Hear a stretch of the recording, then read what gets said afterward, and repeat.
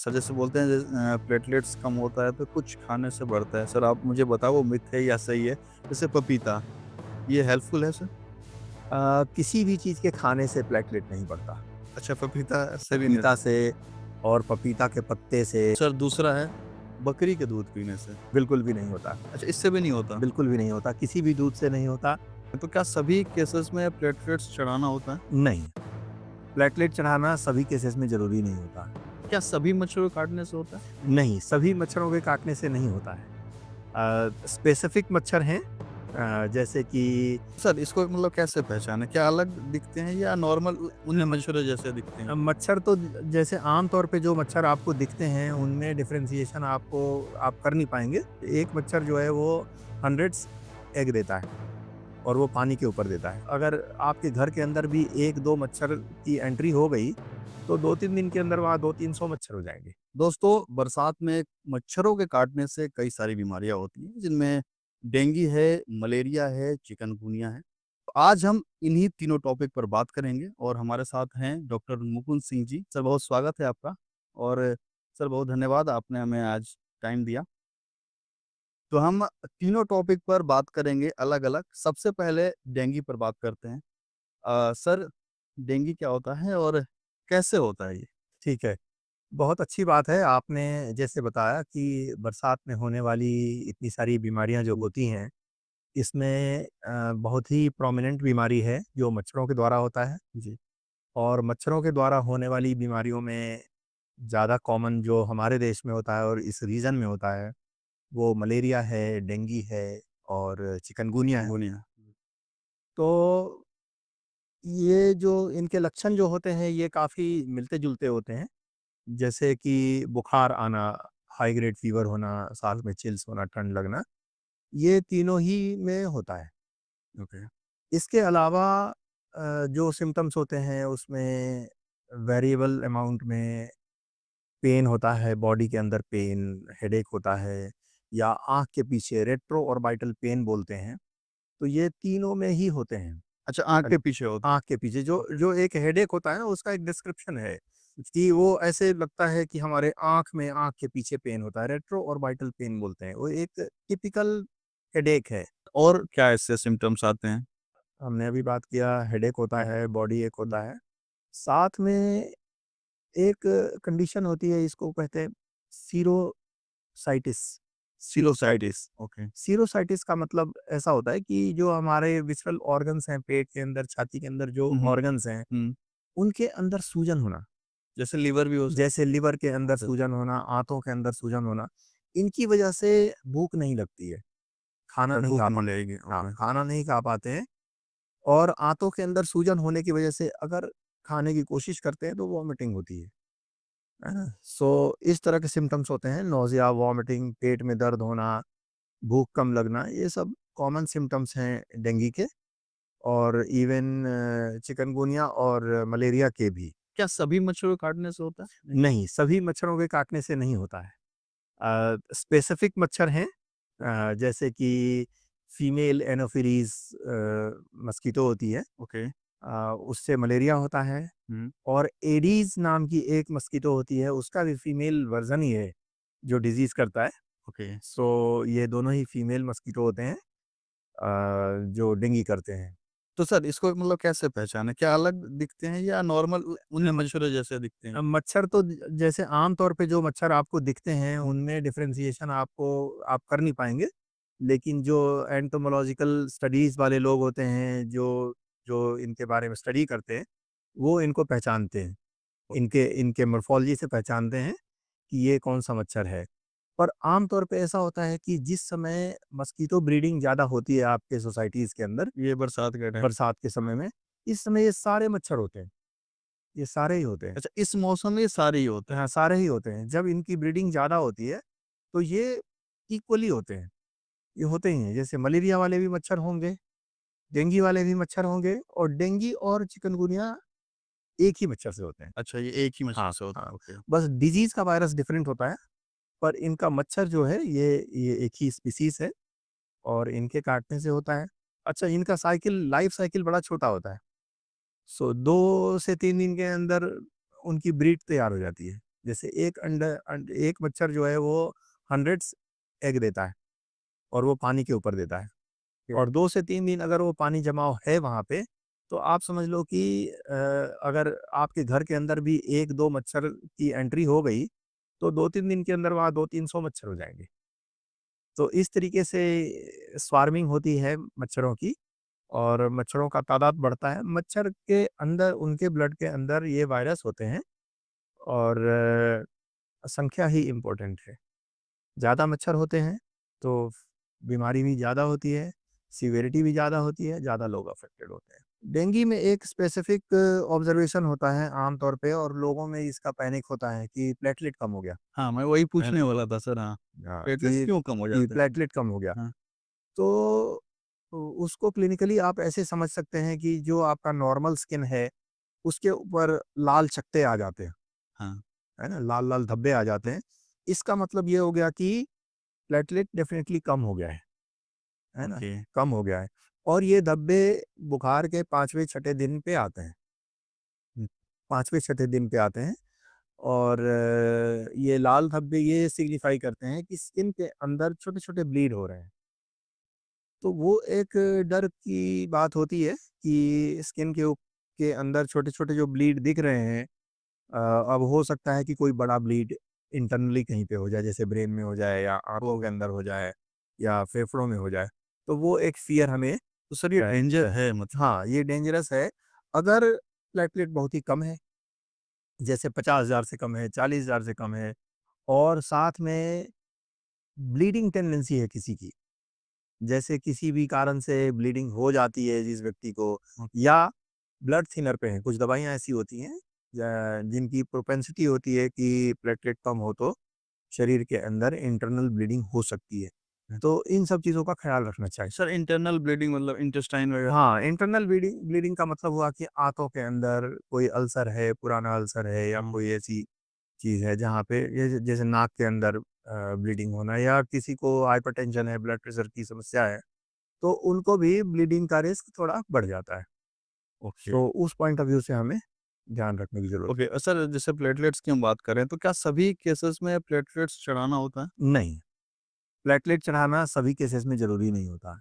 Okay, अगर आप बात करें डेंगू के ट्रीटमेंट की, और हॉस्पिटल में हम पूरे सीज़न के अंदर डेंगू के ट्रीटमेंट की बात अगर करें, तो लगभग 100 में से 2 या 3 लोगों को प्लेटलेट चढ़ाने की ज़रूरत पड़ती है। सर ये कब पड़ती है इसकी ज़रूरत? अगर प्लेटलेट बहुत ही कम हो, जैसे 5,000 हो गया, और एक स्टीप डिक्लाइन है कि परसों 60 था, 30 हो गया, मतलब फास्ट 15 हो हो गया, गया। ओके। और फिर 10 हो गया या 7 हो गया, हुँ, तो हमें उससे एक अंदाज़ा लगता है कि ये डिक्लाइन ही हो रहा है, नंबर 1।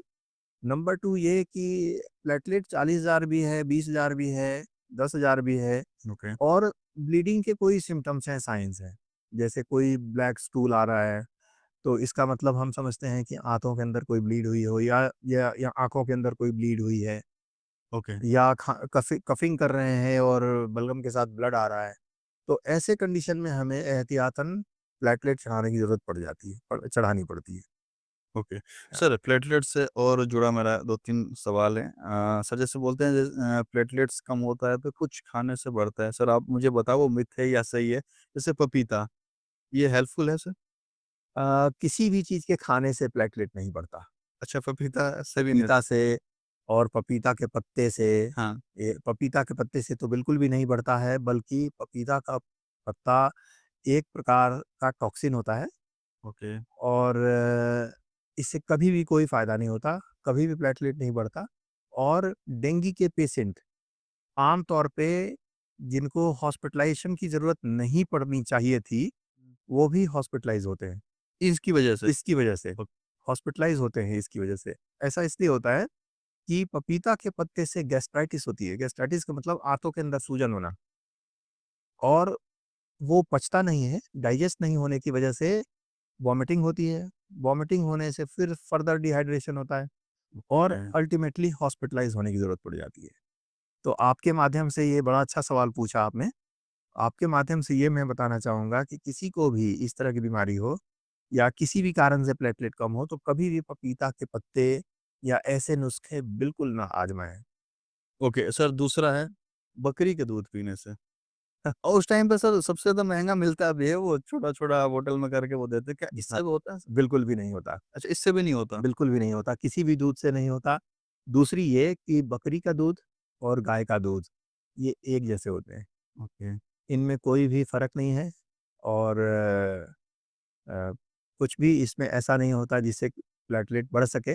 दूसरी ये होती है बात कि डेंगू है तो डेफ़िनिटली आपके लीवर में सूजन है, हुँ, हाथों में भी सूजन रहता है। हुँ, तो ऐसे कंडीशन में हम कुछ प्रकार के डाइट रेस्ट्रिक्ट भी कर देते हैं। जैसे दूध आप मत लो ज़्यादा, हुँ, पनीर वग़ैरह मत लो। हुँ।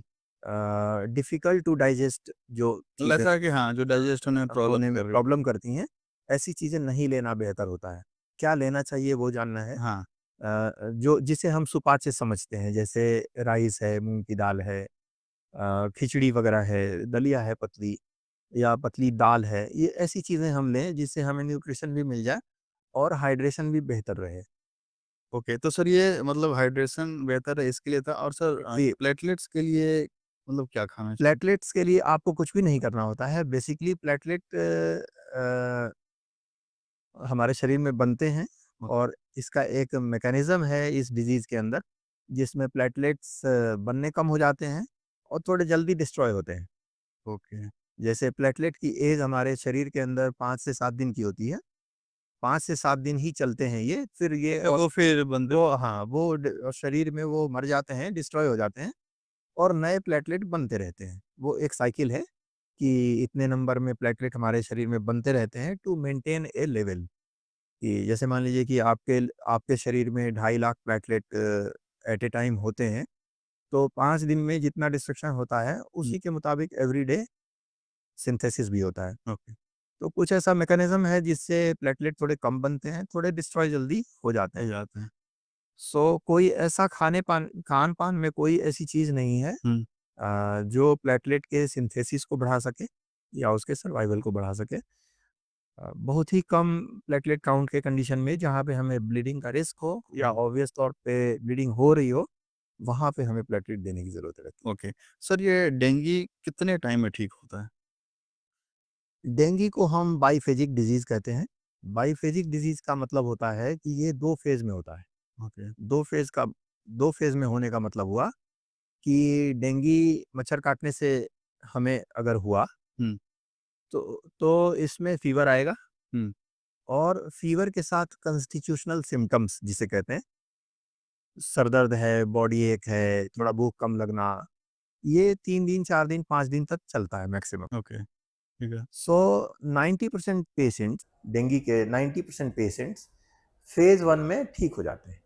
हुँ, ये इसको फेब्राइल फ़ेज़ बोलते हैं या बुखार की अवस्था बोलते हैं हुँ, डेंगू में। और बुखार की अवस्था के बाद पेशेंट हेल्दी हो जाते हैं, ठीक हो जाते हैं। कुछ पेशेंट होते हैं जो सेकंड फ़ेज़ में एंटर कर जाते हैं। अच्छा।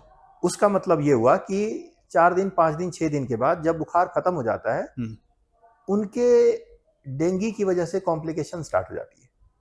और उसी कॉम्प्लिकेशन का पार्ट होता है प्लेटलेट कम होना, आंतों के अंदर सूजन होना या लीवर में सूजन होना। तो ये सर ये मतलब डेंगू ठीक हो चुका है, अब डेंगू ये दूसरी प्लेटलेट्स की और बाकी सारी चीज़ें हाँ, शुरू हो गई। हाँ, हाँ। तो ओके, ये सेकंड फ़ेज़ बोलते हैं। इसको बोलते हैं auto immune phase, okay, febrile phase हाँ। एंड सीरोलॉजिकल फ़ेज़ या ऑटो इम्यून तो फ़ेज़ मतलब हम बोलते ये हैं। समझ सकते हैं कि हमारी जो बॉडी है वो फाइट कर रही है एक तरीके से।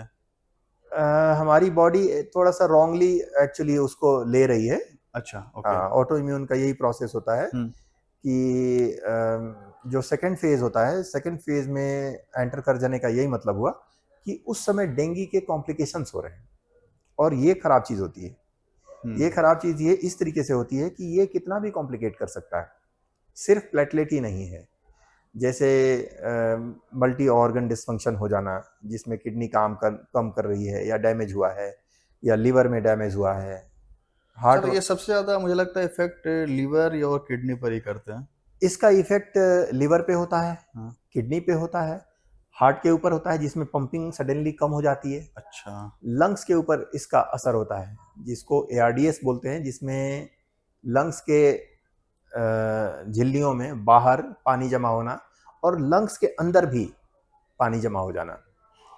तो ये सब कॉम्प्लिकेशंस हैं, और 2 या 2 से अधिक ऑर्गन्स का इन्वॉल्वमेंट जहाँ पे होता है, उसको हम मल्टी ऑर्गन डिसफंक्शन कहते हैं। हाँ। ये एक खतरनाक स्टेज कॉम्प्लिकेशन हो सकता है। हाँ, खतरनाक कॉम्प्लिकेशन होता है डेंगू का, जिसकी वजह से डेथ हो सकती है किसी व्यक्ति की।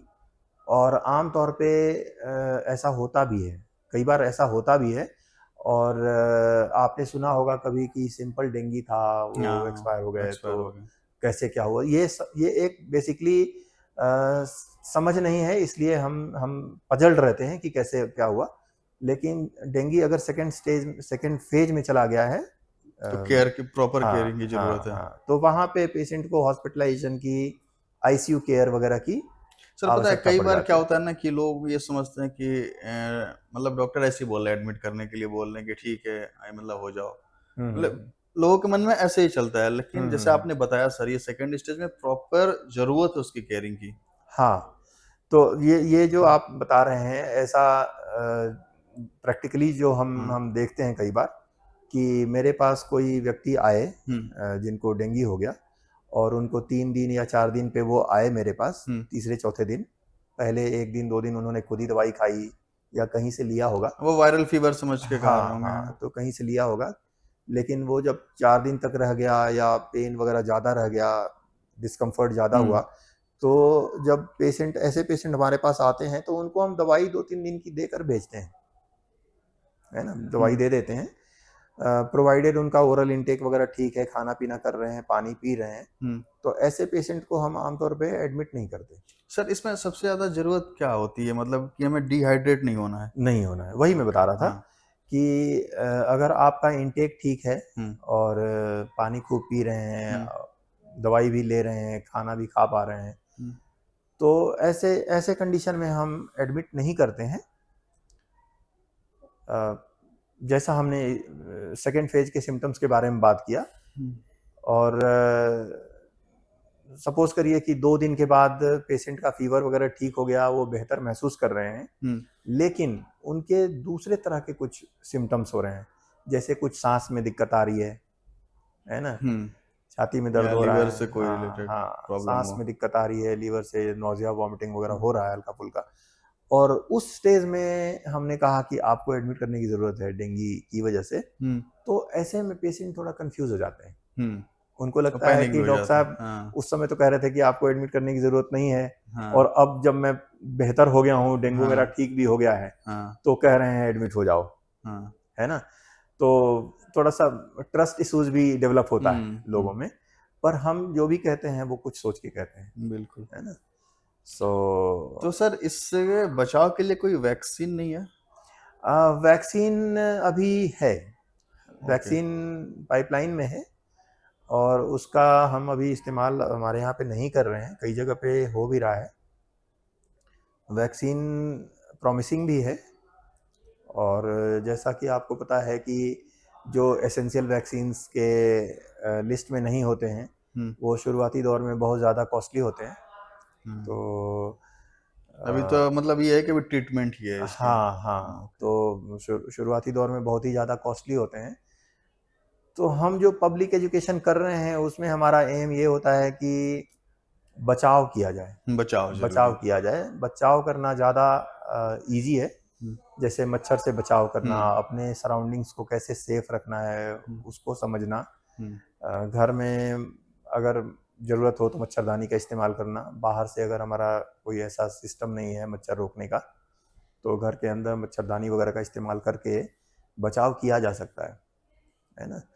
तो बचाव करना ज़्यादा इफ़ेक्टिव है, और जब प्रैक्टिस में वैक्सीन आ जाएगा तो वो भी हम कर सकेंगे। बिल्कुल। देख तो डेंगू पर डॉक्टर मुकुंद सिंह जी ने बहुत अच्छी इन्फॉर्मेशन दी है और इससे बचने का जो तरीका है वो बताया है और मैं आपसे ये कहना चाहूँगा कि बरसात का मौसम है और आप इसका प्रॉपर ध्यान रखें कैसे बचा जाए क्योंकि अ, कई बार डेंगू के बाद लोग बहुत ज़्यादा पैनिक हो जाते हैं तो इस ये सिचुएशन ना आए इसके लिए आप खास ध्यान रखें और सर बहुत धन्यवाद आपने डेंगू पे हमें इतनी सारी जानकारी दी।